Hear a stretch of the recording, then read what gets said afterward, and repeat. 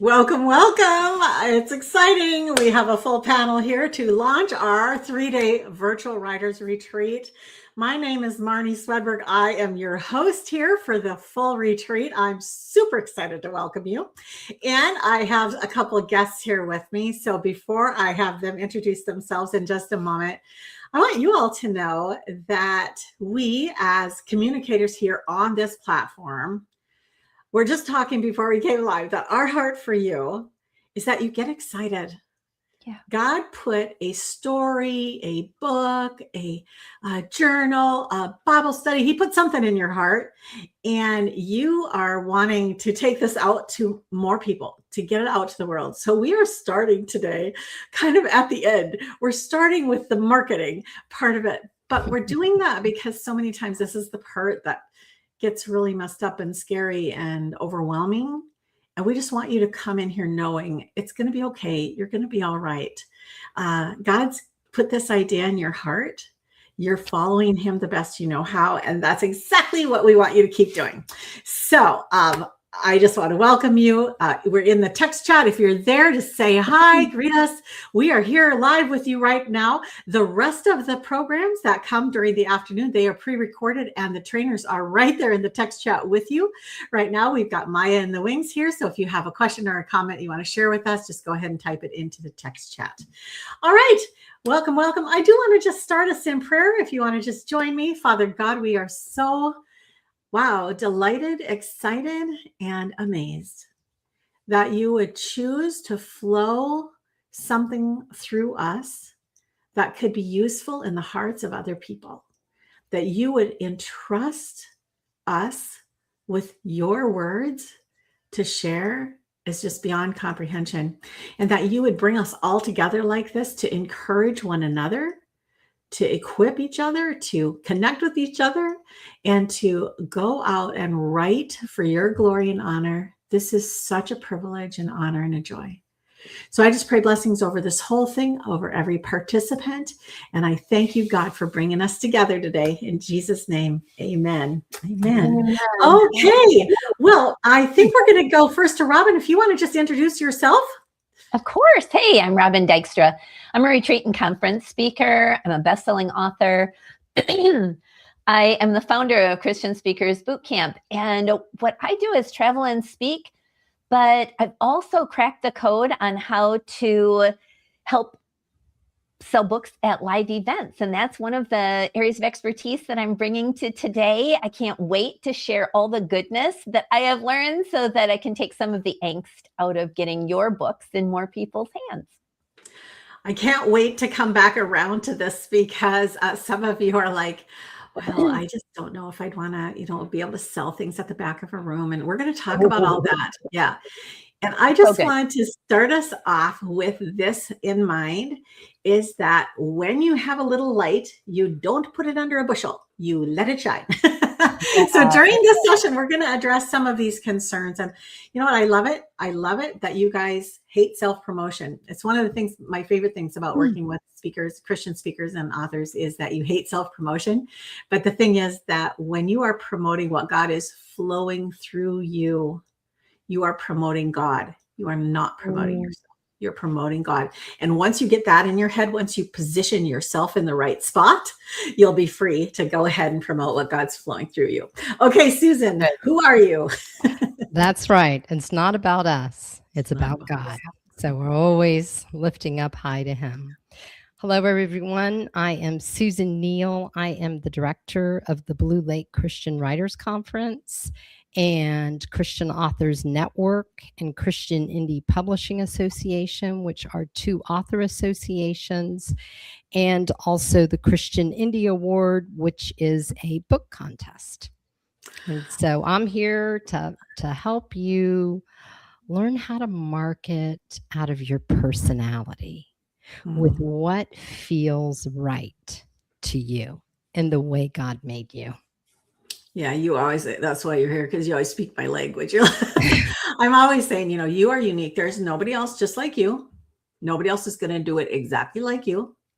But you can learn from how other people are doing it, from the lessons that we've learned. And so that's what we're excited to share with you here. Robyn, I want you to start us off because you have this in your speaker training boot camp. You have this beautiful launch into this where you talk about going home with people Yeah. instead of, yeah. Yeah. So there's 8,000, 10,000 titles uploaded on Amazon every day. How do you make your message stand out? How do people find you? And in every audience, in every single audience that you address, whether that's a book signing, whether that's like a workshop or a keynote from the stage, there are people who are going to want more from you. They want the rest of the story, or they want the rest of your wisdom, or they want more advice. And so one way to satisfy that curiosity and need to stay connected is by taking their book home with you, by taking your book home with them. So how do we get more of your books in readers' hands? And I think we're going to circle back to this, but about not being self-promoting, but promoting the message that you felt was so strong that you needed to write about it. Okay, so I want you guys to notice what she just did right there. She gave us so much good information. She didn't say, come to my thing, buy my book. She's giving you the whole thing.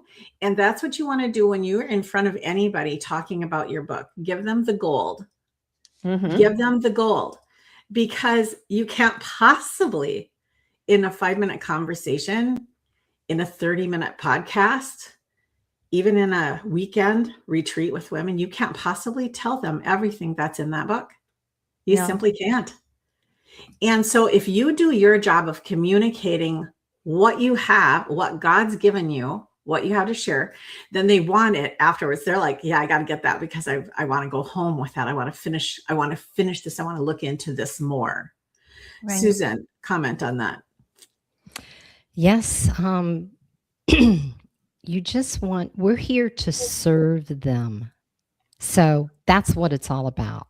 So how can we serve them, whether it's to help them to be healthier or to help them to feel more comfortable with marketing, whatever that may be, then we're here to serve the audience. Right. And so as you are promoting your book, what you're actually doing is you're offering them additional information that you didn't have time to share right now. That's really all that it is. It's really that simple. If you have written a novel, you're going to give them a huge thing out of the middle that's going to encourage them that they want to hear the rest of the story, right? So don't hold back. And one of the worst things you can do, especially if you're on a podcast or something like that, is to say, well, I don't want to give it away. You have to get my book. Don't ever say anything like that. That's kind of salesy, and you don't need to say it. It's like, if you're doing your job, sharing really good stuff, they'll want to get the rest of it. Okay. Go ahead, Robyn. Let me circle back to that for just a second, because I just want to make sure it's crystal clear. There are women, like if you're listening and you've got a memoir or you've got a how-to, like Susan writes some amazing how-to, and I write mostly stories. And there are novelists, I'm sure, that like, how do I give them the good stuff? So when you write a long book and you only have 30 minutes or 5 minutes or 20 minutes on the stage, you want to give them the best of your thing so that they want the rest of the stuff. And it's not like you want to serve, like, I don't know if you're married, but I'm married. I've been married a bunch. And I know that it really works well. If I'm nice to him, he's usually nice back. And the same principle works with your audience. The more you give, the more generous you are, the kinder you are, the faster you can give them movement towards an outcome, the more likely they are to want more from you. So teasing them is just mean. You don't do that in your house. Don't do that on your stage or with your book. I love it. I love it. Great Follow advice. up, Susan. Great advice. Yeah. Good. Susan, I want to jump over to you. What is one thing from your book, How to Sell 1,000 Books a Month, that people are missing, that a lot of writers are just missing? let's go with what I said before with about your personality and marketing. So Yeah. if you're an introvert, you don't want to do something like this that we're doing right now. You just would not like that. If you're an extrovert, you thrive on it. You get energy. So if you're an introvert, it would be so much easier for you to write a guest blog, for you to write a magazine article, for you to do something in writing like that than an extrovert would with being on a podcast or a radio show. So, do your marketing based on your personality. Robyn? Yeah, I'm an extrovert. This is so good because Susan has, I don't even know how not to be an extrovert. And so all of my expertise really comes from being around people and on stages.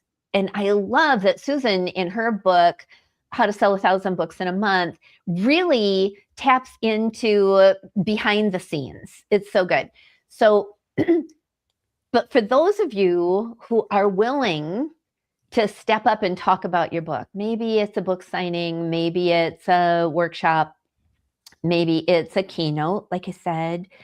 But one thing that I think we need to talk about right away is we would never sell in the middle of your talk. If you're speaking about Jesus, you don't want to say, "Oh, my book's available beyond the stage." We always want to separate marketplace from ministry, because while we do want to leave them a little trail of breadcrumbs to follow in our talk that leads to the book table, you want to separate, whether you're on a podcast or guest blog or live stages, you want to seed the idea of what's available and give them the good stuff so that they want more from it. Does that make sense?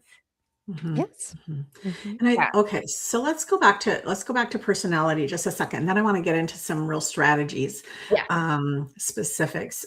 So personalities, if you're not clear about your personality, you need to take some kind of test and figure that out, because it's hugely helpful to know. And one of the things that I learned while I was homeschooling, so we homeschooled our 3 kids from K to 12, and as and as I was going, other moms would start homeschooling their kids, and they'd say, "How do you pick? What curriculum do you suggest?" That's what they'd ask me. "Which curriculum do you suggest?" And I say, "Well, I could suggest that what I'm doing, but it might not work for you. You really want to look for the curriculum that works for you as the mom. If you find the one that works for you as the mom, your kids will learn well. If you try to just find one for each kid, that's not going to work. You can do that later when they're older, but when they're little, find the one that works for you as the mom." It's the same principle here. You have got to find the sales and the marketing strategies that work for you, or you will just not want to get out of bed in the morning. It won't work. You guys can still resonate with this, because we've all tried the ones that didn't work for us, right? Yeah. Every day I'm going to do this certain thing, and it's like, I just don't want to get up anymore. So there are ways to go about this where that isn't going to be the case. All right, Susan. I want to add to that. It is also a great idea to take a spiritual gifts test. Yes. Because I used to work in the church nursery. Oh my gosh, it would give me a migraine. Then I took the spiritual gifts test, and I was a teacher. Teaching came easy to me. I loved teaching. I'd go and teach the 7 to 9-year-olds who could grasp the concepts. I walked out of there with energy, great mood. It was wonderful. So good. I learned that I had the gift of hospitality and administration. So being the director of a conference, that just goes with my spiritual gifts. So that's another test to take. That's really good, because I think, when you're listening and you're thinking, gosh, think about what is the biggest obstacle that you want? Is it writing the book? Is it marketing the book?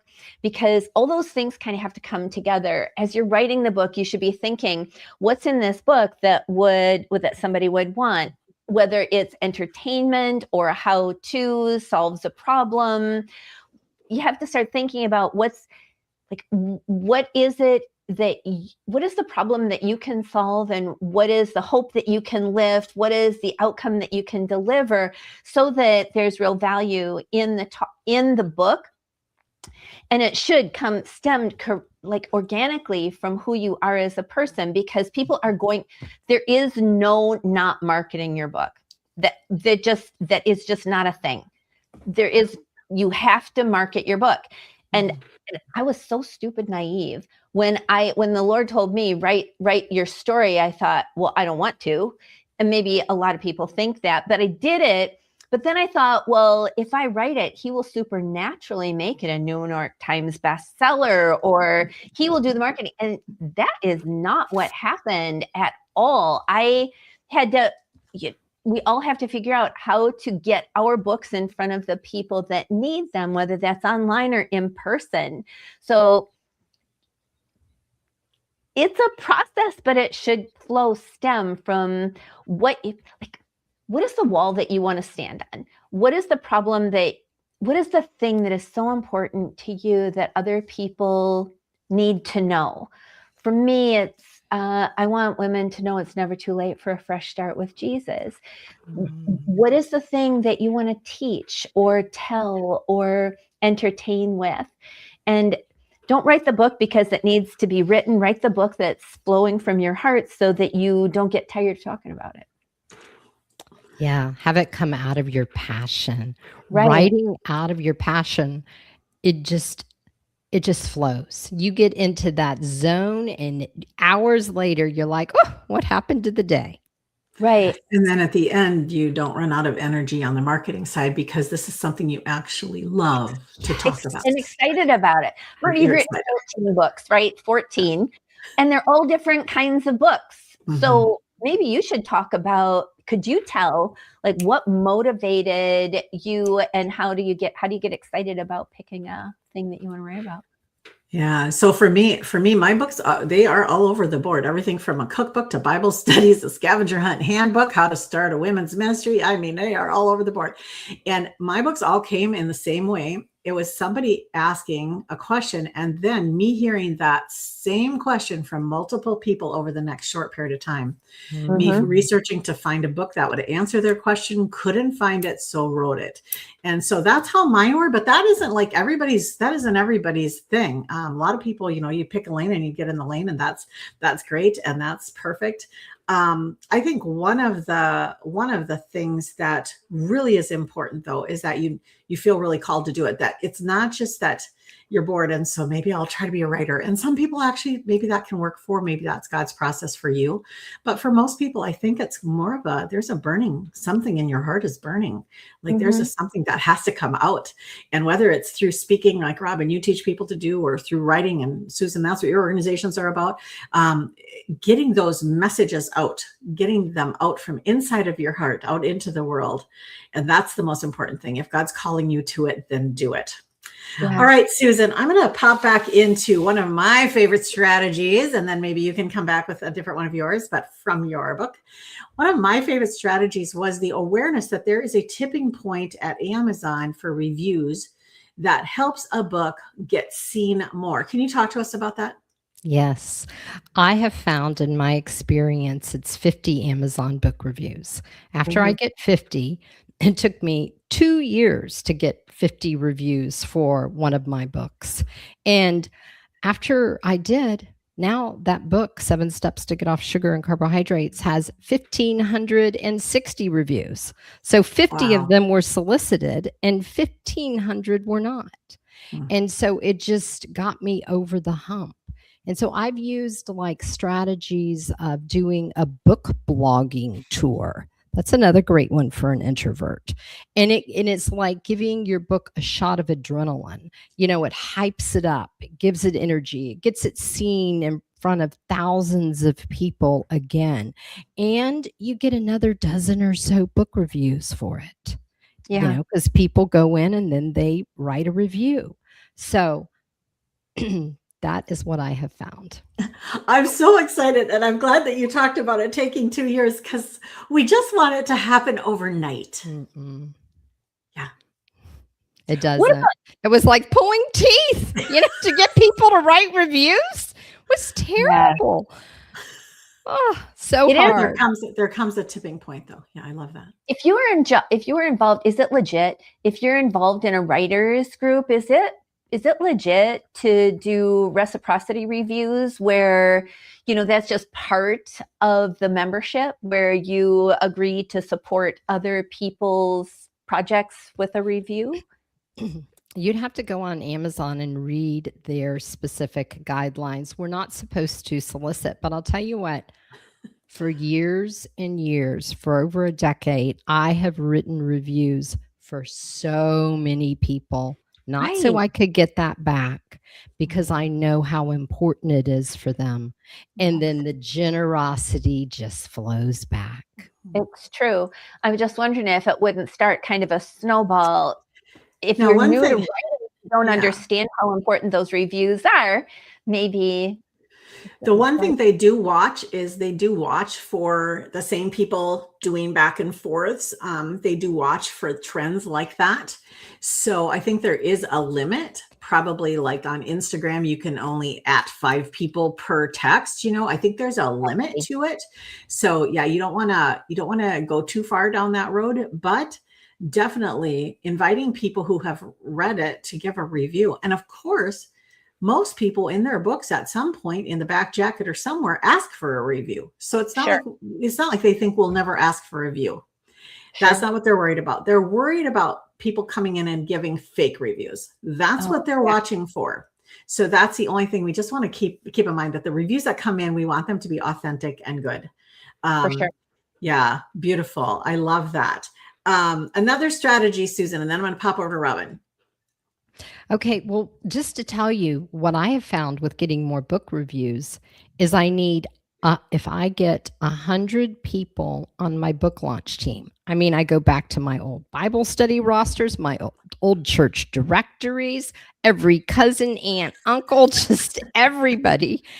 And if you get 100 people on your launch team, I have found in my experience, 50% of them will write a review. So you can get 50 book reviews if you have 100 people.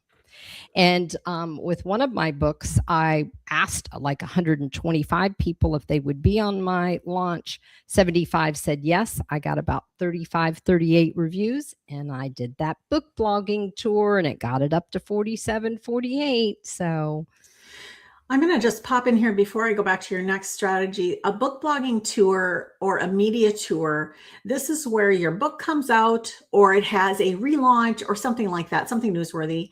And you work with someone who has connections to get into a lot of blogs or onto a lot of podcasts, things like that. You usually work with someone, unless you have those connections yourself. It's pretty hard to do it from the ground up, but it's possible. I've done that myself. I've put them all together all myself. It's a ton of work. But if you know someone who has the connections, that's the best way to do that. And these really are, it does get you in front of so many new people who would never have otherwise heard about your book. Right. I've used Celebrate Lit and one other one that's slipping my name. I can't remember the name of it right now. But I think when people join, is it CPE? Do I have the right initials there? Yes, CIPA. CIPA. Okay. Mm-hmm. So when they join that, I think they get a list of some of these resources that you recommend, right? Yes, and a discount for them as well. Yes. Awesome. Yeah. So that is something to check out too. And there's some freebies down here from Susan too. So you can check her out down there. Okay, Susan, next strategy. Okay. So this is a business. It's a ministry and a business. So as a ministry, have you written your vision statement? Have you written your mission statement? Have you created an annual plan? Do you have a checking account with your business name or ministry name on it? Are you using accounting software? Do you have a credit card for that? So treat this as a business. You could use your social security card, or you could get an LLC. You don't have to get a limited liability corporation, but you could, where you have your EIN government number. And so treat it as a business. All right, great. So how does that help with the marketing? Well, you can see how much you're spending with marketing. That's true. Okay, if it's $175 for a book blogging tour, first you got to check and see, was it beneficial? And you always want to track after you've done something. You want to then track, okay, the podcast has come out for the next 3 days. How many Amazon purchases did I get? Did I get any, feedback on Facebook? Did I get any additional book reviews? So you want to try and track it. What is my ranking? And then look at, okay, do I want to do that again in the future? No, I got nothing when I was on this podcast, so I'm not going to be on that podcast in the future unless God calls me to it. Right. Yeah, good. We'll swing back around for a few more in a minute here. Robyn, I'm going to pass it to you, and we would love to hear about this back of the room sales strategy that you have. I have not cracked the code on online sales. I have not. I wrote a little book called The Widow Wore Pink. It's a memoir. You don't lose 10 pounds. You don't earn $1 million. It's just this entertaining romp of where God took me from being a Playboy bunny to a Bible teacher. And I think it's pretty good. And it sells on Amazon for $14.99. Like I said, when I put it up there, I thought, surely it will sell. It did not. I've sold maybe 1,200 of them online. And then I got them into bookstores and I thought, now I've arrived. This is going to be it. But nobody was looking for my book. So between all the other things on Amazon and there's so many other titles in a natural, brick and mortar book, I just couldn't figure out how to become visible. And I do speaking and I love speaking. So I thought I'm just going to offer it after I talk. I would never sell during my talk, but I mention the juiciest parts of the memoir when I'm telling my story and teaching about the faithfulness of God. And when I get done talking, I do a direct offer and say something like, I know so many of you are wondering what happened to your mom and where are the boys? And did you ever, the rest of the story? And I'd love to tell you all those answers, but what I'd really like you to do is buy my book. And it's a direct ask. I know it is, and that's the hardest part for a lot of people, but what I'd really love you to do is buy my book. And then talking about the direct benefits. What will they get? You'll get the rest of the story. The gospel of Jesus is threaded through the pages. So if you know somebody who's not ready for a K. Arthur Precepts Bible study, but really needs some Jesus, this is a great way to sneak a little Jesus into her life. And it's a great read. So I give them reasons why they would buy it, not just because I want them to. And by the time I'm done explaining that, they're usually lining up at the book table. This works super well. I've sold, 30,000 books at the back of the room, just walking out with women under women's arms. And I know that's not New York Times bestseller numbers, but, I can live with that. And I teach this all the time, and it doesn't just work for me. We had a brand new speaker, never talked before. And she sold 60 books to 51 people. And this is just, you do a good job in your talk. You tell them why the rest of the story is important to them or how it will help them. Make your offer and they'll line right up for it. So I do a book launch every time I speak. Really? Yes, you do. It's a book launch every time I speak without the angst of the prep and whatever. It's just the same thing. Does that answer your question, Marnie? Or did I go off? I love it. And there are so many, many things in that telling that I want to point out. So first of all, one of the major reasons that books don't sell at the back of the room is because A, we don't mention them, because B, we're a little concerned and embarrassed about it or whatever. And it's important to just own it. Yeah, it is. It is. And you can't tell what I have found is that it is not as effective if the MC says, go buy your book, because most of them will say, stop by her book table. And I find that people do what you tell them to do. And if you say, stop by my book table, they will stop by and they'll say, that was so good. Thank you for coming, and walk out without my book. You have to tell them to buy the book. What I'd really love you to do is buy my book. Just that simple. Can you say that out loud? That doesn't sound salesy or pitchy or like you're trying to sell them a used car. So what I'd really love it is if you'd buy my book. It's, and then give the specifics. I think, can you guys feel the confidence of that? Saying that what God has flowed through me is of value. It's going to be helpful in your life. This is something I would like you to have. I would like you to buy my book because it's going to be helpful to you. Right. And there's a confidence level there that I think most of us really struggle to get to. And most of us, if you're like me, you just want to give them away. I mean, honestly, I would rather have no price at all on any of this whole summit today. I would really rather just give it all away for free. But just this morning, I was just praising God that I get to let hundreds of gals in here at no cost. There's no cost to most of the ladies who are here today.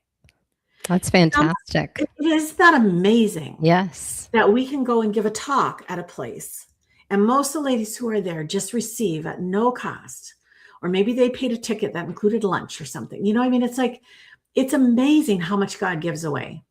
Yeah. And so when he does put it in our heart now, when there's printing costs involved with the book, when you have a whole team that it takes to put on a summit, you have to sell that. There are things that you have to sell in order to make it work. And, you even think about the platform of a church. The church is not selling anything, but it is passing a basket. And there is a biblical call to give 10% in that basket. So they also are asking you for money. It's like there is the free part where nobody's required. You go to the church, you're not required to put money in the offering. We'll just give you freely, freely, freely. But if you want the most benefit out of this relationship with God, you're going to do what he asked you to do, and you're going to put money in the offering because it's just what he asked you to do. It's how we grow. Yes. Yeah. And I'm going to push back on that just a little bit. Just for authors, I agree with everything you said, Marnie, but for authors, you can track how far people read in a Kindle book. And what I find is across the board, people don't read free books. They don't have any skin in the game.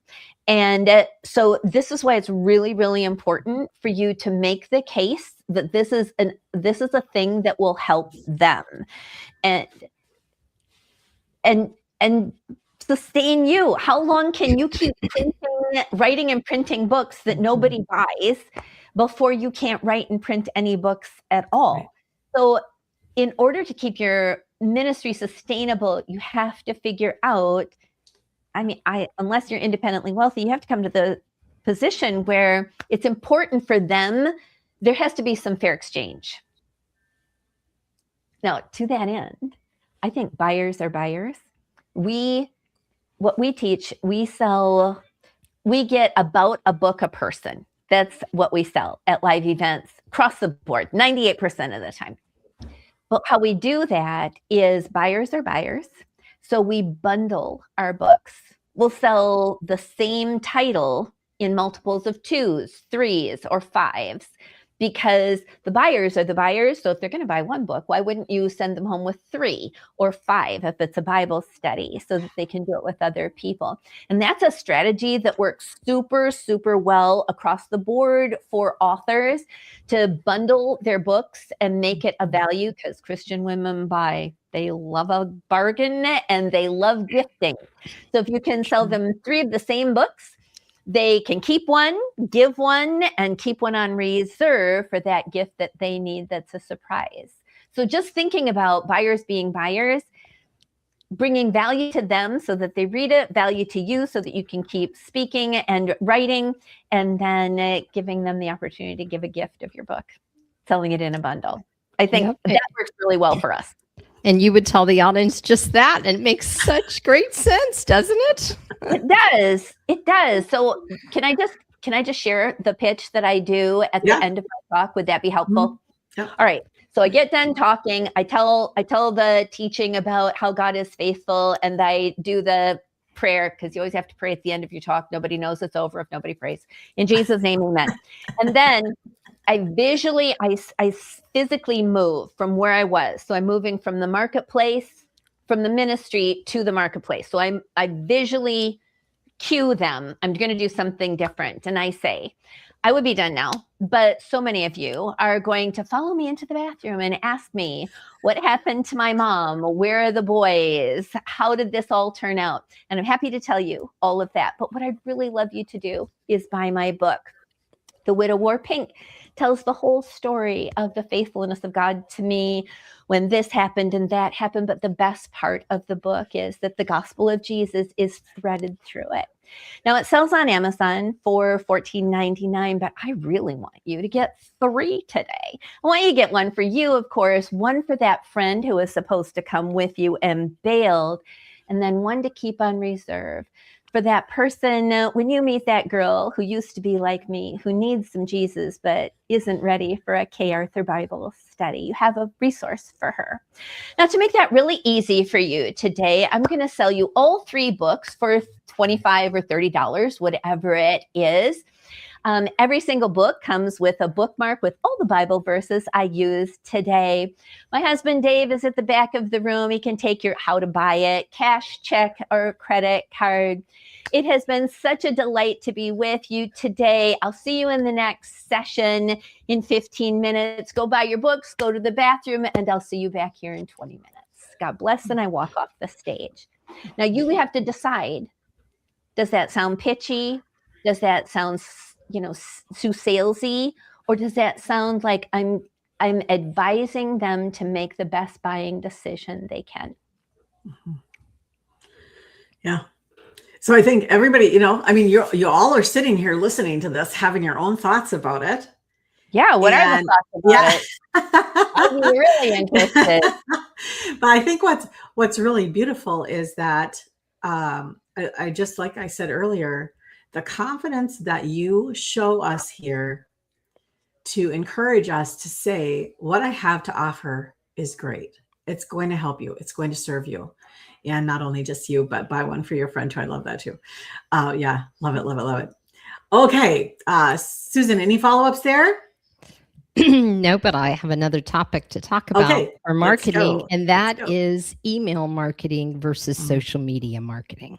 Okay. Sure. I think we're all sick and tired of social media marketing. I do it, but it's not my favorite. But what we can cultivate is wonderful relationship through email marketing with those who sign up. First, you want to grab them with a free gift. So I have a free gift. I have several of them, a Candida quiz, and you always want to buy a URL. So, okay, my free gift is under sell 1,000 books a month, and you get a 12-month marketing plan. So it's sell1000booksamonth.com. You want to buy a URL for your gift so that if you're on something like this, you don't have to say. You can go to susanuneal.com/marketing. Okay. So you got something catchy. I have another one, glutenintolerancequiz.com. So you buy a URL, you get people on your email marketing list, and then you want to feed them like every 10 days, and you want to give them value. You want to serve them. So for my book, 7 Steps to Get Off Sugar and Carbohydrates, every single month I went through a chapter, and I went through the diet, or I went through a candida infection, or I went through this, and I'm serving them, and I give them freebies. Here's a healthy habits checklist. Here's a menu, and all the thing you need to buy at the grocery store, on and on. After doing an automated email for a year, those people, whenever you email them, they know who you are. They know what you're all about. They know your generosity with serving them, and they are more than happy to buy your book, your course, your coaching, whatever you need that you've created to do to help support your ministry. I love that. I love that. So when I think I talked to you about this once before, when people come onto your email list, you have a practice. You do the welcome, then I think it's 3 days, 7 days. What is it? What is that again? Yes, it's 2 to 3 emails over a week. And it's the welcoming and getting to know them. And then I do like every 10 days. So 3 a month. You could do 2 a month. You could do 4 a month. But you want to serve them. Yeah. And do you pull back at any point down to 1 a month? I do an audit. You can do 2 ways. You can do an automation for a year, or you can do a monthly newsletter ongoing. I do the automation for a year. So for 1 year, I'm writing these emails. And so I write 4 emails, and then I put on my calendar 2 months later, write 4 more emails. I write 4 more, and I hire virtual assistants to put that stuff on there for me. I don't like all the technological backdrop stuff. No. So over 1 year, I write all those emails, and then I'm one and done. And then it's automated. Right. Other people, they really love their monthly. They might have a recipe each month. They might have a book giveaway each month. They might have a book review on there. Just whatever they cultivate with what their genre is. Yeah. Yeah. Love it. Love it. Robyn, you guys do a whole different thing with your emails. You have, we're going to talk about your Wednesday afternoon right now. So you have a live every Wednesday afternoon, 4 p.m. I do. I think. I have a Facebook group for speakers who want to launch or grow their ministry that they want to run as a business, to Susan's point. And every Wednesday, they get an email from us just announcing the topic, the invitation, a reminder, and then the replay. And the thing is that I had the wrong email list for a really long time. To Susan's point, when you are collecting emails, give them something that is aligned with the thing that you want them to ultimately buy or invest in or participate in. Because if you have an email list and they don't become customers, clients, or champions, you have the wrong list. So I had to dump my list full of all my friends and family because I early on heard you need an email list, but I didn't know how to get one. So, I gave away chocolates in exchange for email. I mean, it was just the craziest thing. I got the wrong one. But now I have a list of women who are, and I only work with women, list of women who are either speaking now or want to speak. And so they are curiosity driven towards the live stream. Building the right email list is super important. Yeah, I love that. So I'm the one that does the monthly newsletter, and then I do the right before a big event like this. I let everybody know there's different things that I do like that, but mostly it's a monthly. And so whatever is going to work for you, the list is real. And what you are giving them to get their email address is huge. That is the most important thing. So you can identify, like for me, different people are on different lists. You writers are on one list. The speakers are on another list. Some of you are crossovers, but a lot of you are just in one basket. Like some of you here don't want to speak. That's just not your thing. Yeah. Good. Yeah. Okay. Any other follow-up comments on emailing? Let's talk about social media. Wait a minute. Okay, we got one. Yeah. About email list, Susan suggests every 10 days. And that's so important because, I don't know, Susan, can you back me up on this? If you don't nurture that email list, you might as well not have them, because it's not like you can put roast beef in the freezer, dry, eat it 3 months later. If you are not constantly nurturing your email list, you might as well not collect it. Do you know what I mean? Because quick story. My mom lives down here in Florida where I'm visiting. And for like, I think for her birthday, my dad got her a 3-wheeler bike. And she rode that thing every day, every day, every day. It was so fun. She had the streamers. And then she didn't ride it. And it got tucked in the shed. And every day I talked to my mom at 8:00 every day. And I'd say, hey, did you walk? And she said, yeah, I walked, but I didn't ride my bike. And I said, oh, you didn't ride your bike? No, it's too hot. It's too cold. I just did my hair. I don't want to do my hair, whatever. She just lost interest in it.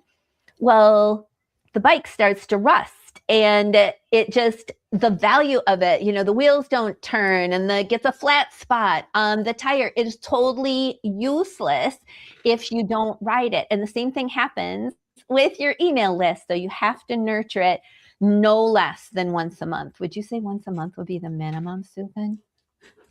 Sounds good. Yeah, you got to keep them engaged with you.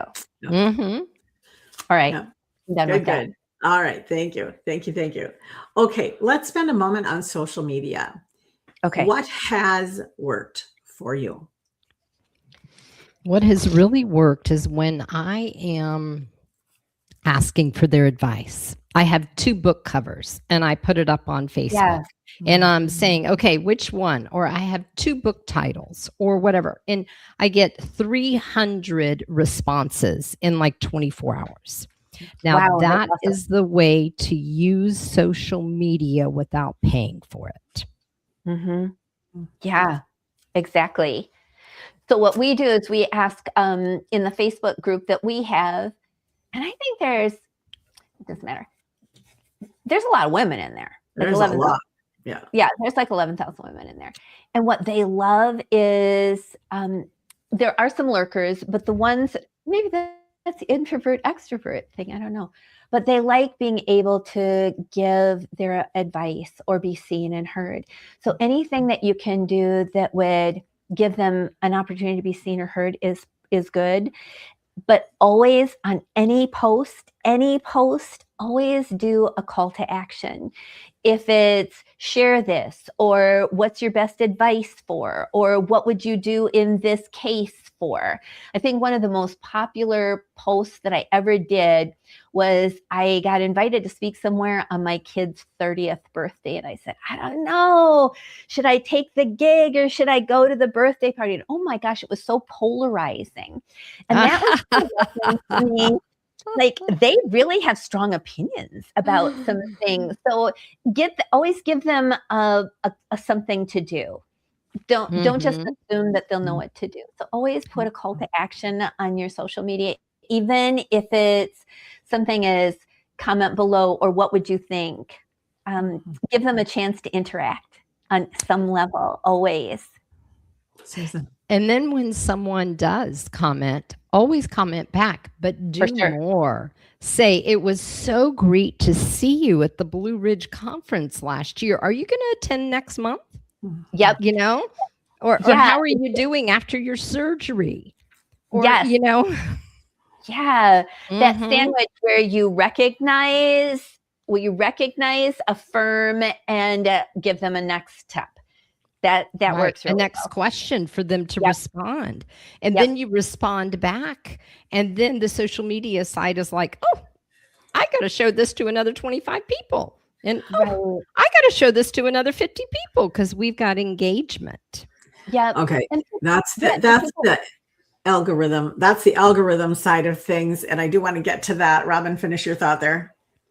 Yeah. I was just thinking that it builds trust. When you have a conversation, you build rapport. And when you have rapport, people start to like you and trust you. And that's when a person will turn into a customer because they don't feel pitched to, they feel heard, and they want to have what you were offering. So it's good to build that rapport with them. Yeah.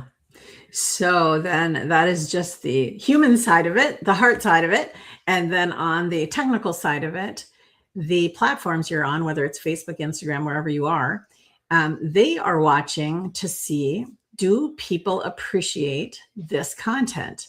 And if people are liking it, commenting, sharing it, anything like that, tagging it, then that goes up higher in the It's just automated. It's not a person sitting there doing this. It's all automated, but it goes up higher in the rankings and they show it to more people. So you wonder, how does this come across on my feed? Why am I seeing this?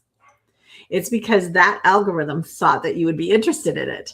So how do they decide that? They decide that by watching the activity on a post and deciding whether this is something a lot of people are interested in or just a couple people are interested in. And so as you get more engagement, goes up. You know what you can do? We do this every week. We do this every week. We put a post up, and then 15 minutes later, we send an email about the post. So on Mondays in the group, we always put a value post up. It doesn't have a call to action. Like, we're not pitching anything. We're just like, this will super help you do a thing in the speaker's life. And then 15 minutes after that post is scheduled to go live, we send an email to the whole list saying, just put up a post about blah, blah, blah. And I really think it'll help you if you're doing the something. Check it out here. Here's the link, direct access. And that pushes the engagement, and then it kind of forces the algorithm. That's a great idea. Here you're using social media with your email list. Yeah, exactly. It's a combination. Great. Layering here. Awesome. Indeed. Yep. Same thing you want to do if you've been on a podcast. When that goes published, definitely tell your audience about that. Mm-hmm. Any other, like, you want to keep thinking about newsworthy things. What are newsworthy things that are happening surrounding your book that you can use to engage people with? Some things will be like an award that will be worth a press release, send it out to the newspapers, like that. But some things will just be for your own audience. It's newsworthy when you hit a certain number of sales, or when it's been out for a year, or, whatever you're looking for. I'm always looking for news. What's the news? Because the news, it's like when you're somebody's friend when you find out about the baby at 3 or 4 months versus after it's born. Right. People want to be in your circle where they're getting the fun stuff, They want to feel like they know you. Yeah. And I believe that because you're an author, your circle esteems you as maybe a minor celebrity. Not everybody writes a book, and it's a pretty big deal if you can do that. But giving them behind the scenes access to you, and the good, bad, the ugly. Nobody wants to be friends with Patty Perfect. Like, my most popular posts are the ones where I lost a front tooth, or I crashed the car, or, so selfish. Would I rather go to work or my kid's birthday party? But the behind the scenes, like, today is such a tough day and I couldn't write a word and my deadline is due. So giving them access, not just to the beautiful side of your life, but the side that is challenging as well, because that resonates with them. That will build that rapport with them. Love it. Yeah. We're coming down for a landing here pretty quick. And so I know that went fast. Susan, you're talking now to writers at all levels, but I would like you to talk to the writer who's here and she's just feeling like, I don't know. I mean, I've been working at this for a while. I just don't know. What would you encourage? Well, we've got to go to the well.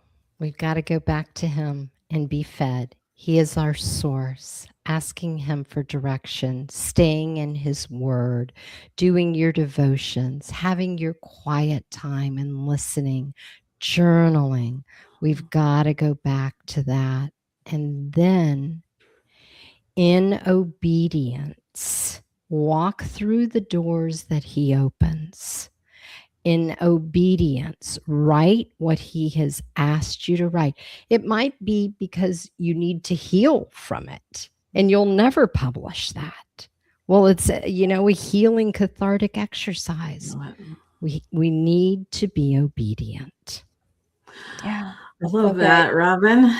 Oh, I'm not so spiritual. I thank you for going first, Susan, because if I had gone first and then you went after me, I would feel like anyway.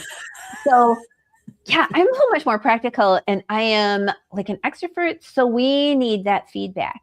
So best advice, if you feel like God is calling you to write, but it's hard to get that momentum or it's hard to keep going, get a muse. And for me, the muse was I had a girlfriend who read voraciously across all genres. So, but she worked nights. And she had a job that was mostly just making sure that nobody broke in. So I would write during the day. I would send her my pages. She would read them at night. She would give me feedback. Oh, this is good, but I think there's more here. Or I don't understand this part. And I thought you said this before. So giving me that immediate feedback was so helpful to me to keep going. And I guess you could get that if you don't want your personal, if you can't find somebody who works security at night, maybe look to a speaker group and trade pages. But getting that momentum, that feedback to give you progress, the more progress you make, the more progress you'll make. That's just a law. I don't know. That's a law. I'm not, if it's not, we're making that a law, but a thing in motion stays in motion. And the more you write, the more you'll write. And the more you write, the better you'll be. And the better you'll be, the more you'll resonate with your audience. And the more you understand your audience's needs, the more they'll buy your book. And so it's just like find a place where you can either get some feedback or some helpful ideas about an affirmation to keep going. That would be my advice. And, we need our groups, whether it's a Bible study group or it's a Word Weaver Christian Writers group. Right. I mean, I drive 75 minutes to my group in Destin, Florida. Wow. And I mean, they understand the writing life, whereas our family may not understand it. And they provide that, outward encouragement that we need to keep going, or the celebration or whatever, or the spirit, the verse, whatever we need. Our groups help us. Love it. Don't do it alone. That's the main thing I'm hearing here. And of course, I'm going to leave you with Romans 8 verses 6-8. That just basically sums up when your mind is on the fleshly stuff, you're going to struggle. When your mind is on the spirit, you're going to be just fine. So keep your mind on Jesus. And when it starts going awry, just pull it back over to Jesus again. Ask him, what do you want me to know about this? And keep going. And as you've heard here, tenacity is part of the deal. You just have to stick with it and not give up. This has been amazing. Right before I say goodbye, I just want to let you guys know there's a contest going on right now for sharing. And so go to the top of your page. Can you guys hear me still? Go to the top of your page. Good. Go to the top of your page there. And when you go to the perks and prizes, you will see that our grand prize is literally a $12,500 academy that comes with completely published books. You are going to want to check that out and share. Lots of time. We're going for 3 days. Other great prizes you can win there. If you haven't got your acquisition meeting set up yet, be sure to do that. If you have that ticket, I believe we still have openings. So if we do at 1:00 right now, you will get another email with another opportunity for an acquisitions meeting. So this is all very exciting. We are so happy to have you here. Just know you are in a safe place. We love you. We're praying for you. There's lots more coming this afternoon. Check the schedule. Right now, it's time to go off and do some writing. And this is what you block this time off for right now. So use the time to write. When I did the first one, I laughed so hard because one of the first questions I got was, well, where do we get to just hang out and talk to each other? And I said, not this one, not this one. At this one, you get time to write. And that's what you need at this retreat. So we will see you in the next session. Susan, thank you so much for being here. Thank you. This was fun. Such a joy. Robyn, thank you. My pleasure. Always love being in the room with you. And you guys take care. God bless. We'll see you at the next session in about an hour and a half. Bye-bye.